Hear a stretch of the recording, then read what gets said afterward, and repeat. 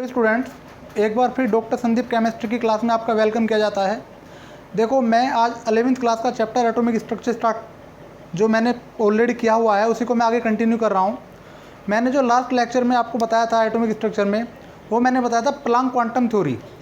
Planck ने बताया था कि जो एनर्जी आती है किसी बल्ब से वो पैकेट्स में आती है। ये मैंने टॉपिक आपको कराया था कि पैकेट्स में आती है और दिखाया था किस तरह से हमें ऐसा फील नहीं होता कि जो हमको बल्ब से एनर्जी मिलती है वो पैकेट या बंडल में हमको मिला करती है। हमें ऐसा क्यों फील होता है कि हमें एनर्जी कॉन्टीन्यूस मिल रही है। उसका मैंने एक एग्जांपल आपको बताया था रिवॉल्वर और ऑटोमेटिक गन का। आपके थोड़ा याद आ चुका होगा जो मैं कहना चाह रहा हूँ आपसे।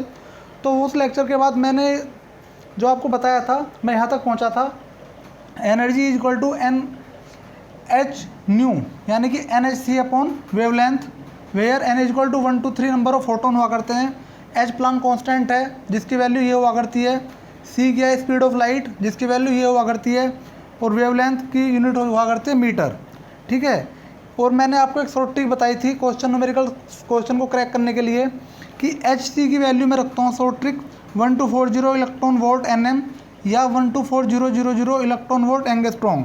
ये हमें जो आंसर देगा बेटा अप्रोक्सीमेट वैल्यू देगा, करेक्ट नहीं देगा, लेकिन अप्रोक्सीमेट वैल्यू हमें ये दे देगा। आइडिया आपको हो जाएगा कि इसका आंसर क्या होना चाहिए। और ये इलेक्ट्रॉन जो ईवी लिखा है बेटा, ये होता है इलेक्ट्रॉन वोल्ट। ये किसकी यूनिट है? It is a unit of energy. Energy की एक यूनिट हुआ करती है। यदि इसको मैं जूल में कन्वर्ट करूँ तो 1 इलेक्ट्रॉन वोल्ट होता है 1.6 × 10⁻⁻19 जूल। ठीक है। अब देखो, उसके बाद मैंने ये बात बताई थी, ई डायरेक्टली होता है न्यू के, इन्वर्सली होता है 1 अपॉन वेवलेंथ के, यानी कि E1 upon E2 equal to wavelength 1 upon wavelength 2, sorry nu 1 upon nu 2। Wavelength नहीं बेटा, न्यू है। E1 upon E2 equal to nu 1 upon nu 2 is equal to wavelength 2 upon wavelength 1। ये किसके लिए है फॉर्मूला मेरा? For compare of two energy source. यदि दो एनर्जी सोर्स का मैं कंपेरिजन कराता हूँ तो उसके लिए मैंने ये फॉर्मूला आपको लास्ट लेक्चर में बताया था। तो ये थोड़ा सा मैंने फ्लैशबैक लिया है ताकि आपके थोड़ा सा जो है रिव्यू हो जाए और पता चल जाए कि जो लास्ट लेक्चर कहाँ स्टॉप किया था और कहाँ से मैं कंटिन्यू करने वाला हूँ। तो आज मैं यहीं से कंटिन्यू करने वाला हूँ अपने लेक्चर को। तो देखिए, बात करते हैं हम आगे।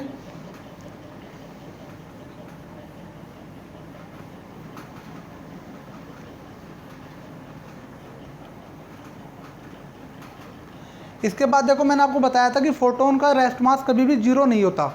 फोटोन का रेस्ट मास जीरो नहीं होता, लेकिन जब वो ट्रेवल करता है तो वो एक पार्टिकल की तरह बिहेव करता है, क्योंकि ट्रेवल करते हुए फोटोन पर उसके ऊपर कुछ मास आता है।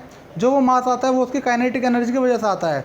जब फोटोन ट्रेवल करता है तो देखो वो एक वेव की तरह ट्रेवल करता है, लेकिन जब किसी चीज़ से वो हिट करता है, टकराता है, तो उसका जो बिहेव है वो पार्टिकल की तरह हो जाता है। मैंने ये बताया था आपको, मैं अभी लिखवाऊंगा सब चीज़। दूसरा बताया था कि फोटोन यदि किसी मीडियम में रनिंग कर रहा है, यदि किसी मीडियम में मूव कर रहा है, तो होता क्या है कि उसमें कोई भी चेंज नहीं होता। लेकिन यदि वो किसी मीडियम से दूसरे मीडियम में चला जाए, किसी मीडियम से दूसरे मीडियम में फोटोन चला जाए, देखो मैं क्या कहना चाह रहा हूँ कि फोटोन जो है ना, जो वैक्यूम होता है, यदि फोटोन वैक्यूम में मूव कर रहा है तो वो लाइट की स्पीड से मूव करता है। फोटोन वैक्यूम में लाइट की स्पीड से मूव करता है। यदि अपने मीडियम को चेंज कर ले तो क्या होता है, उसकी स्पीड में क्या हो जाता है? चेंज हो जाता है, यानी कि उसकी स्पीड में चेंज होएगा। दूसरा, उसकी जो फ्रीक्वेंसी होगी वो चेंज नहीं होगी। स्पीड चेंज होगी और वेवलेंथ चेंज होगी, उसकी फ्रीक्वेंसी, उसकी एनर्जी चेंज नहीं होगी। ध्यान दीजिए मैं क्या कहना चाह रहा हूँ। यदि फोटोन वैक्यूम में मूव कर रहा है तो लाइट ऑफ स्पीड के साथ मूव कर रहा है। यदि वो अपना मीडियम चेंज करता है तो उसके चेंज होने से उसकी एनर्जी और फ्रीक्वेंसी पे कोई भी इफेक्ट नहीं होता, उसकी स्पीड और उसकी वेवलेंथ चेंज होती है।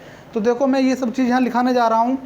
तो सबसे पहले मैंने आपको बताया था कि फोटोन जो है बेटा,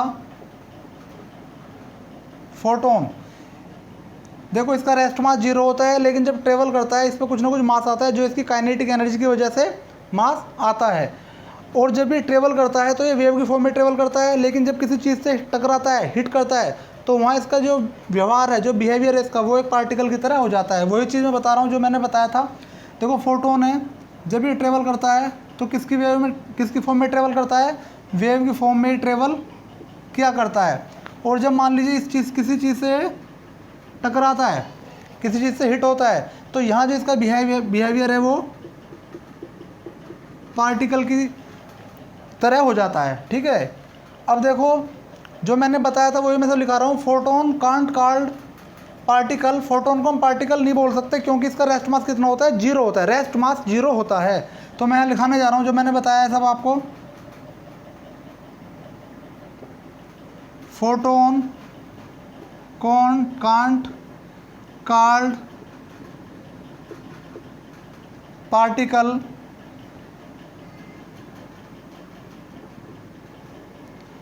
because the rest mass of photon because the rest mass of photon is 0। यानी कि फोटोन को हम पार्टिकल नहीं बोल सकते क्योंकि इसका जो रेस्ट मास होता है वो कितना होता है, 0। इफ फोटोन विल ट्रेवल, यदि फोटोन ट्रेवल करे, if photon will travel then photon have some mass,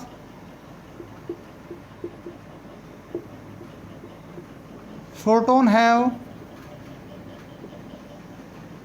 some mass and photon will behave like a particle, and photon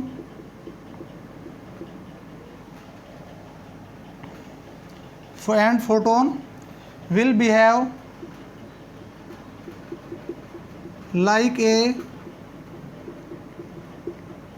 particle। यानी कि जब फोटोन ट्रेवल करेगा तो उस पर कुछ ना कुछ मास होगा, वो कुछ मास रखेगा, और वो जो मास होगा फोटोन भी, उस मास की वजह से फोटोन किस तरह से बिहेव करेगा, like a particle. Photon contain mass, photon जो मास को कंटेन करता है, due to our kinetic energy,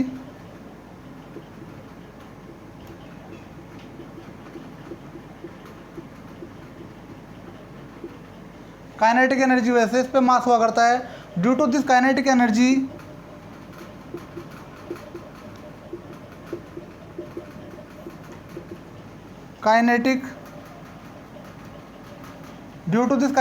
photon will behave like a particle.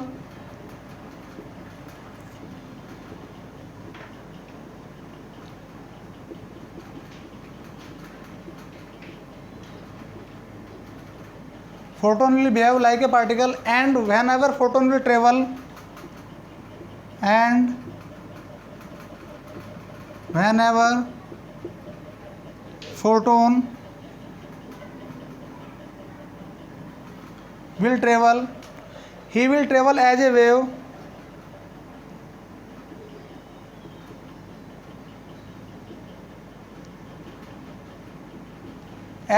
so energy related with wavelength।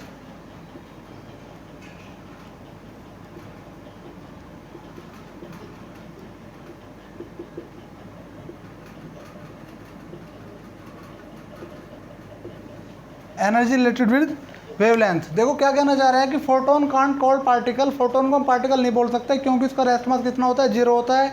If photon, यदि फोटोन ट्रेवल करता है देन तब photon है कुछ ना कुछ मास रखता है, जो उसके ऊपर मास आता है और वो उसकी काइनेटिक एनर्जी की वजह से आता है, और काइनेटिक एनर्जी की वजह से वो फोटोन जो किस तरह से बिहेव करता है, एक पार्टिकल के जैसे बिहेव वो क्या करता है, ड्यू टू काइनेटिक एनर्जी।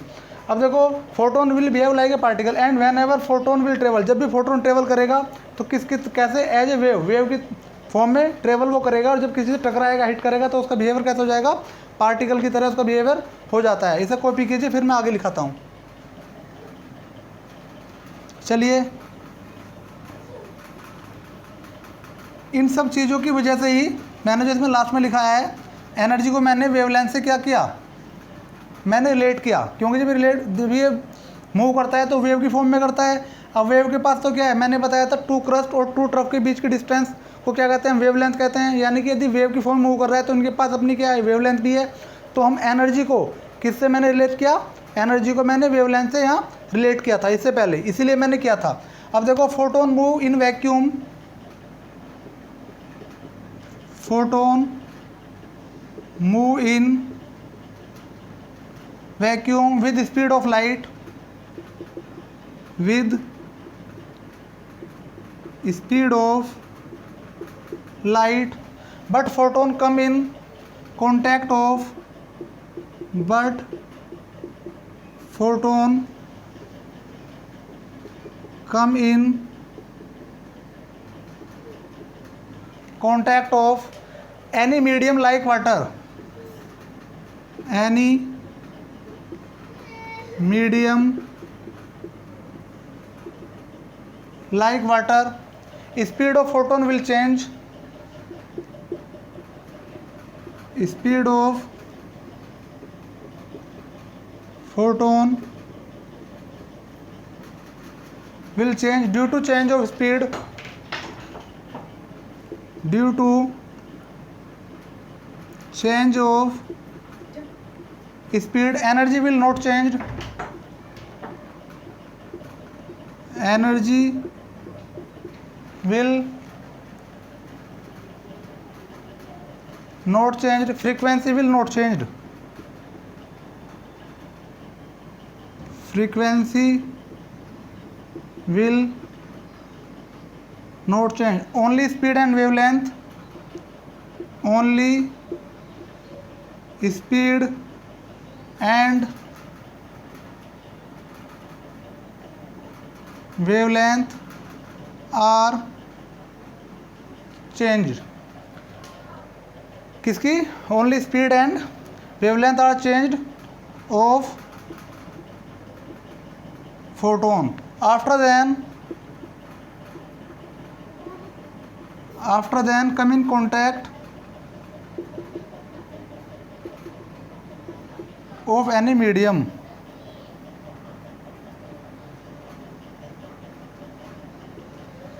क्या बताना चाह रहा हूँ?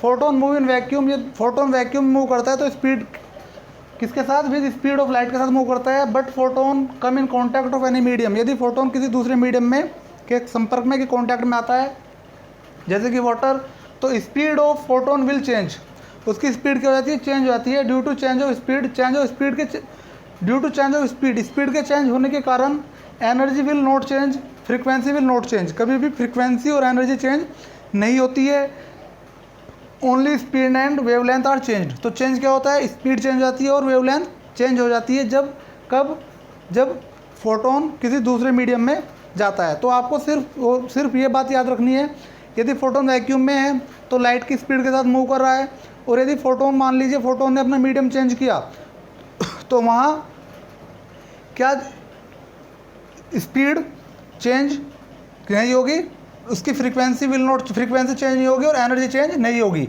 स्पीड चेंज होगी और उसकी क्या?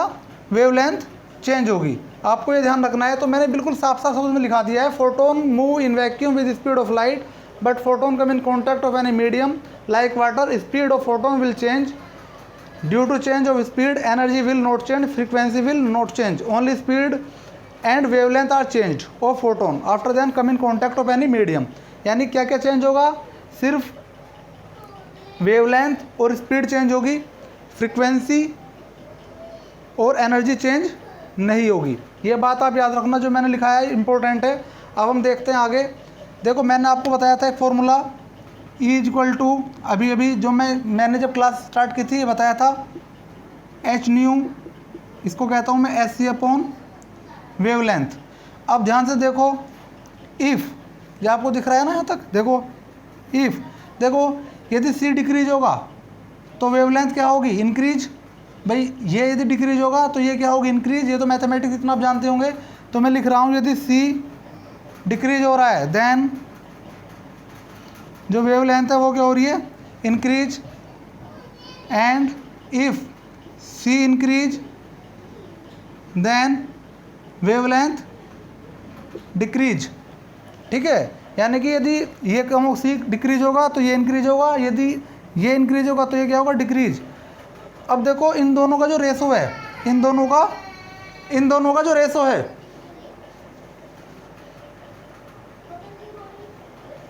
इन दोनों का बेटा जो रेशो है वो किसको चेंज नहीं होने देता? वो इसको चेंज, न्यू को चेंज नहीं होने देता। तो हम लिख लेंगे, nu will not change, nu will nu will not change from the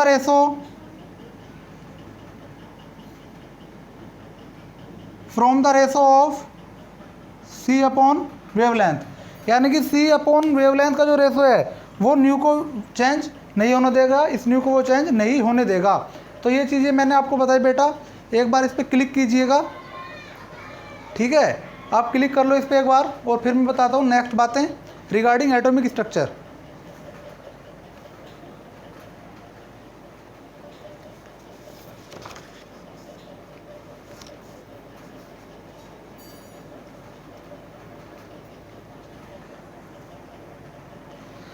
तो आइए बात करते हैं कुछ आगे की।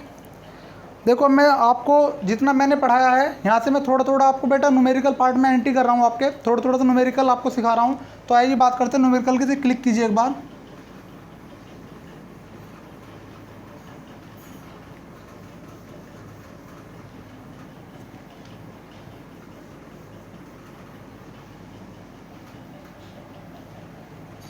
देखो मैं पहला न्यूमेरिकल आपको करा रहा हूँ। पहला जो न्यूमेरिकल है क्वेश्चन मेरा क्या कर रहा है, wavelength of A light is,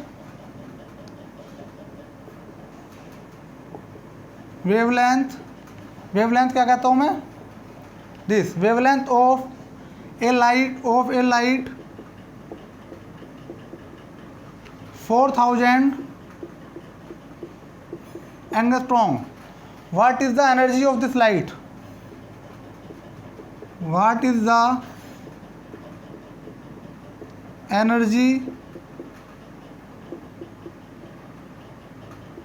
of this light. देखो मैं बेसिक करा रहा हूँ, बिल्कुल आपका बहुत आसान सा क्वेश्चन है, ठीक है। मैं पहले आसान क्वेश्चन कराऊंगा, फिर थोड़ा सा तुम्हें लेवल पे लेके जाऊंगा, एक लेवल पे, ठीक है ना। पहले बहुत आसान क्वेश्चन कराऊंगा और धीरे धीरे अपना स्टैंडर्ड बढ़ाऊंगा, थोड़े अप लेवल के क्वेश्चन आपको कराऊंगा। तो ये बिल्कुल बेस है, देखो बहुत आसान है। क्या कर रहा है, वेवलेंथ ऑफ लाइट, वेवलेंथ दी हुई है और एनर्जी को मालूम कर रहा है। तो हम जानते हैं एनर्जी इज इक्वल टू होता है एस सी अपॉन वेवलेंथ। अब देखो मैंने आपको शॉर्ट ट्रिक बताई थी, 1240 इलेक्ट्रॉन वोल्ट EV/nm और 124000 EV एंगस्ट्रॉम। तो वही शॉर्ट ट्रिक यहाँ काम आने वाली है। तो मैं SC देखो क्या रख दूंगा सीधा, मुझे वैल्यू किस में दी है, एंगस्ट्रॉम में, तो मैं यहाँ सीधा रख दूंगा 124000 इलेक्ट्रॉन वोल्ट एंगस्ट्रॉम, ठीक है बेटा। और वेवलेंथ की वैल्यू मुझे दी है कितनी, 4000 एंगस्ट्रॉम से एंगस्ट्रॉम कैंसिल हो जाएगा, ये आ जाएगा कितना 3.1 इलेक्ट्रॉन वोल्ट, ठीक है। अब एनर्जी की यूनिट कितनी होती है, जूल, तो इसको भी मैं किस में कन्वर्ट करूंगा, जूल में। दोनों तरफ यूनिट क्या होनी चाहिए, इक्वल होनी चाहिए, ठीक है। कुछ बच्चे क्या करते हैं, दोनों तरफ यूनिट इक्वल नहीं करते, तो वो वहाँ पे मार्क्स नहीं मिला करते बेटा, वो नंबर क्या हो जाएंगे, कट हो जाएंगे और क्वेश्चन आपका क्या हो जाएगा, रॉन्ग हो जाएगा। तो दोनों तरफ मैं यूनिट इक्वल करूँगा, तो देखिएगा 3.1 इंटू मैंने बताया था 1 इलेक्ट्रॉन वोल्ट कितने जूल के, 1.6 इंटू 10⁻⁻19, तो 3.1 इंटू 1.6 इंटू 10⁻⁻19 जूल, ठीक है। ये क्या हुआ, व्हाट इज़ द एनर्जी पूछ रहा, मालूम कर रहा था, एनर्जी मैंने बता दी। तो बहुत आसान से क्वेश्चन से मैं लेके चल रहा हूँ आपको एटॉमिक स्ट्रक्चर में, उसके बाद थोड़ा सा अपना लेवल में और अप करूँगा। तो आइए बात करते हैं सेकंड क्वेश्चन के बारे में, इसे क्लिक कीजिए।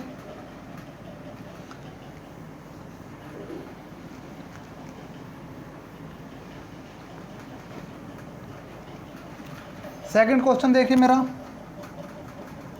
Frequency of any wave is, frequency of any wave is 10⁻³ kilohertz, यानी कि हार्ट्स में कन्वर्ट करूंगा तो 10⁻6 hearts. What is the energy of this wave? What is the energy of this wave? इस वेव की क्या मालूम कराना चाह रहा है, एनर्जी मालूम कराना चाहता है। तो देखो E इक्वल टू क्या होता है बेटा, H नहीं होता है, H की वैल्यू होती है 6.62 इंटू 10⁻⁻34 इंटू न्यू की वैल्यू कितनी है, फ्रीक्वेंसी दी है यानी कि न्यू दिया है 10⁻6 कितना जूल, ठीक है, हर्ट्ज या जूल, 10⁶ जूल। तो देखो ये एनर्जी इक्वल आ जाएगा, सोल्व कर लेना, मैथमेटिक्स पार्ट आप लोगों का है, कोई ज़्यादा मुश्किल काम ये नहीं है। तो इस तरह के क्वेश्चन देखो आसान आसान क्वेश्चन हुआ करते हैं, इजी क्वेश्चन हुआ करते हैं। अब मैं कराता हूँ थर्ड टाइप का क्वेश्चन, ठीक है, वो थोड़ा सा इससे अप लेवल का है। मैं धीरे धीरे मैं बहुत आसान क्वेश्चन से स्टार्ट करता हूँ न्यूमेरिकल्स, और धीरे धीरे अप लेवल पे पहुँच जाता हूँ। तो देखो आइए देखते हैं third type question.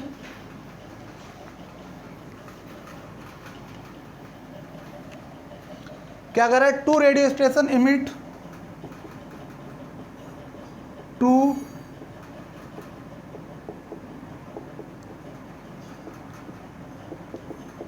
Radio station emit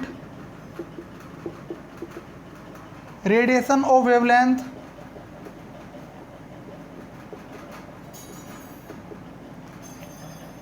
3000 angstrom and 6000 angstrom, 3000 angstrom and 6000 angstrom. Compare their energy. Compare their energy. देखो यदि आपके थोड़ा बहुत याद हो तो मैंने अभी इससे पहले एक फार्मूला बताया था कि दो एनर्जी के, यदि दो सोर्स एनर्जी को उनको कंपेयर करने का, तो वही फार्मूला मैं यूज करूँगा, ठीक है, कोई मुश्किल नहीं है। हम जानते हैं कि E इक्वल टू क्या होता है, SC/वेवलेंथ। तो देखो यदि मैं यहाँ E1/E2 रखूँ तो ये क्या आएगा, देखो ये वेवलेंथ नीचे है, इसके क्या है नीचे इन्वर्सली में, तो ये आएगा वेवलेंथ 2/वेवलेंथ 1, ठीक है, एनर्जी कंपेयर करा रहा है। अब बताइए वेवलेंथ 2 कितना दिया हुआ है, ये वेवलेंथ 2 है और ये वेवलेंथ क्या है 1 दिया हुआ है, यानी कि 6000 एंगस्ट्रॉम और 3000 एंगस्ट्रॉम। एंगस्ट्रॉम से एंगस्ट्रॉम कैंसिल हो जाएगा 2/1। तो मैंने एनर्जी को कंपेयर कर दिया 2/1। देखो कितने आसान ये क्वेश्चन हुआ करते हैं, ठीक है, लेकिन आसान ये बेटा उसी के लिए हैं जो फॉर्मूलेज वगैरह जिनको याद हैं। अब तक मैंने जो पढ़ाया उसको प्रॉपर मेरी एक एक वीडियो देखी है, ठीक है ना, तो मेरा पूरा होमवर्क आपने पूरा किया, तभी आप इस तरह क्वेश्चन को सोल्व कर सकते हैं। तो अब आइए बढ़ते हैं नेक्स्ट क्वेश्चन की तरफ, जो थोड़ा सा इससे और अच्छे लेवल का है। तो आइए बढ़ते हैं नेक्स्ट क्वेश्चन की तरफ। इसे मैं हटाता हूँ बेटा।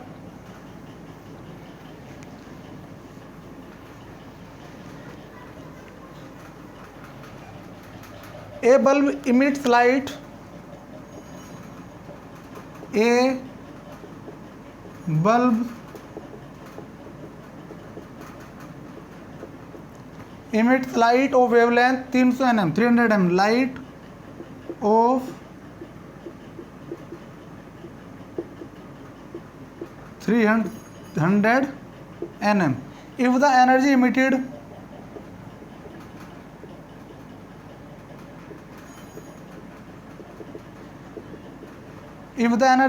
by the bulb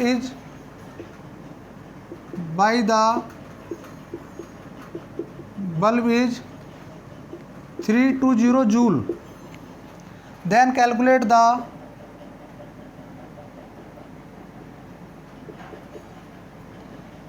the number of photon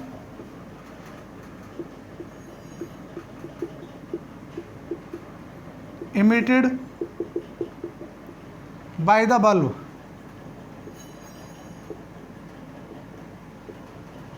देख क्या कहना चाह रहा है, ये कह रहा है कि एक बल्ब है, वो इमिट करता है लाइट ऑफ वेवलेंथ को कितना, 300 nm लाइट ऑफ वेवलेंथ को इमिट कर रहा है, एक बल्ब है।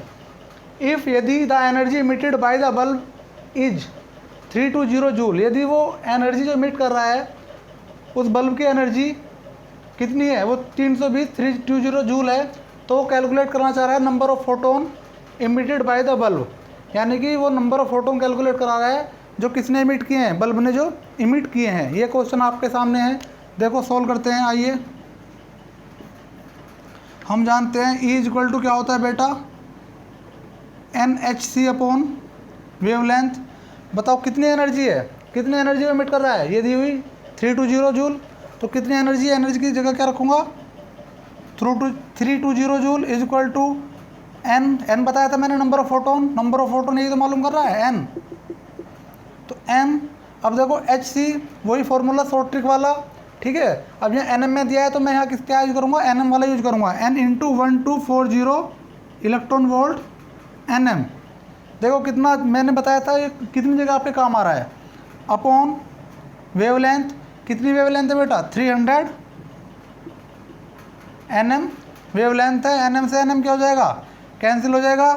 तो 320 joule is equal to n into 1240 electron volt upon 300। और इलेक्ट्रॉन वोल्ट की हम वैल्यू रखेंगे, एक इलेक्ट्रॉन वोल्ट होता है कितना, 1.6 इंटू 10⁻⁻90 जूल, क्योंकि इधर भी जूल में और इधर भी जूल में, दोनों तरफ यूनिट क्या आनी चाहिए, इक्वल आनी चाहिए। तो इधर भी जूल में और इधर भी किस में बेटा, जूल में। तो देखो ये आपका क्वेश्चन है। यहाँ से आप क्या कर सकते हो, यहाँ से आप n की वैल्यू नहीं निकाल सकते, आराम से निकाल सकते हो। इतना तो कैलकुलेशन पार्ट आप लोगों का है। n की वैल्यू यहाँ से आप कैलकुलेट कर लेना। मैथमेटिक्स थोड़ा बहुत तो जानते होंगे आप लोग। तो देखो इस तरह क्वेश्चन ये हुआ करते हैं। अब इसे क्लिक कीजिए, फिर मैं थोड़ा सा आपको दूसरे लेवल के क्वेश्चन बताता हूँ।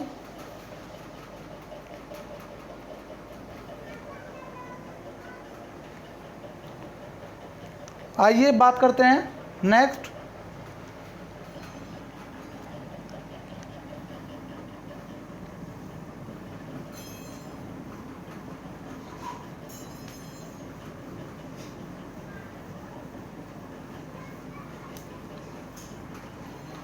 A certain dye absorb light of light at, question है मेरा बेटा, A certain dye absorb light,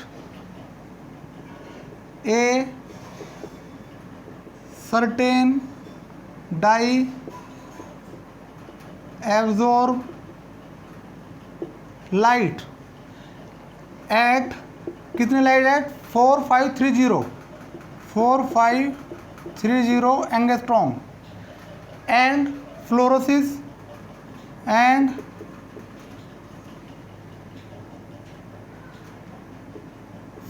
होता है बेटा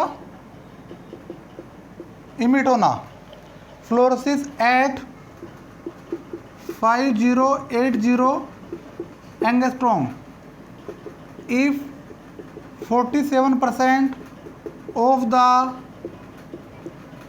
absorbed light is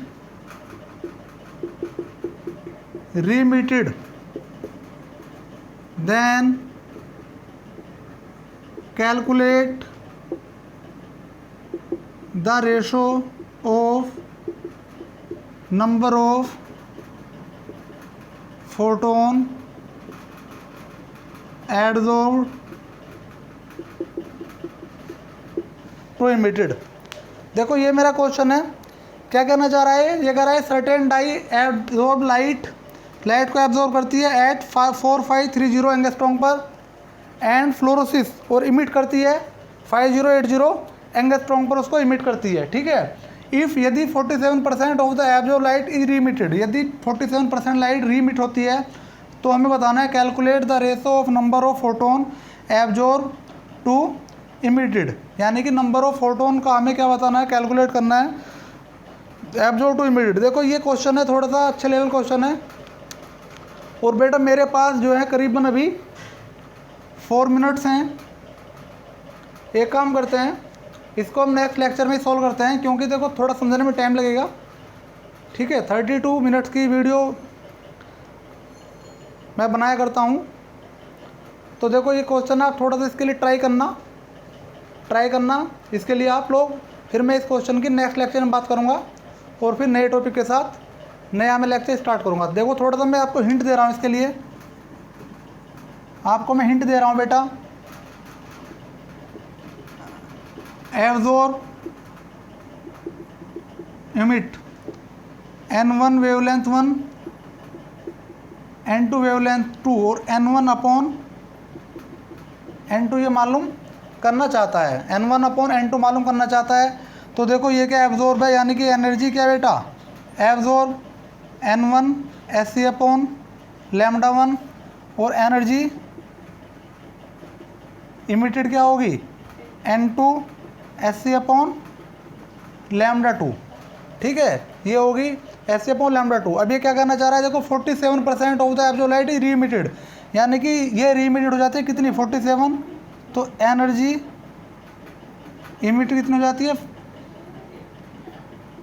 energy absorb into 47/100, 47/100, यानी कि ये क्या हो जाती है, ये रीइमिटेड हो जाती है। 47/100 ये क्या हो जाती है, रीइमिटेड हो जाती है। अब देखो इधर देख लीजिए, ये रीइमिटेड हो जाती है, तो मैं क्या रखूँगा, energy absorb 47/100 is equal to N2SC/λ2। यानी कि देखो जो ई इमिट है, ई इमिट के लिए क्या है, क्या रख सकता हूँ मैं, ई एब्जॉर्ब इंटू 47/100 और N2SC/λ2, यानी कि इसकी जगह तो मैंने ये वैल्यू पुट कर ली बेटा, ये वैल्यू पुट कर ली, और इक्वल टू क्या आएगा, NSC/λ2। अब इन दोनों को मैं क्या कर दूंगा, इन दोनों को मैं कंपेयर कर दूंगा, सिर्फ दोनों का कंपैरिजन कर दूंगा। तो देखो मैं ये बता दूंगा, मैंने आपको लगभग 50% क्वेश्चन सोल्व करा दिया है, ठीक है। टाइम कम होने की वजह से मैं इसको सोल्व कराऊंगा नेक्स्ट टॉपिक में, तब तक आप थोड़ा सा इसको जो है सीख लीजिए, कवर कीजिए। अब ज़्यादा इस क्वेश्चन में कुछ रहा नहीं, सिर्फ मुझे इसकी वैल्यू रखनी है, ये एब्जॉर्ब N1 ये रखना है N1SC/λ1, ठीक है बेटा, इंटू 47/100 और इक्वल टू N2SC/λ2। तो मैं बताऊंगा नेक्स्ट लेक्चर में, तब तक के लिए आप प्रैक्टिस कीजिए, जो मैंने आज पढ़ाया है इसको अपने घर पे बैठ के इसका रिवीजन कीजिए पूरे लेक्चर का। अब हम मिलते हैं नेक्स्ट लेक्चर में किसी नए टॉपिक के साथ, तब तक के लिए बाय बाय।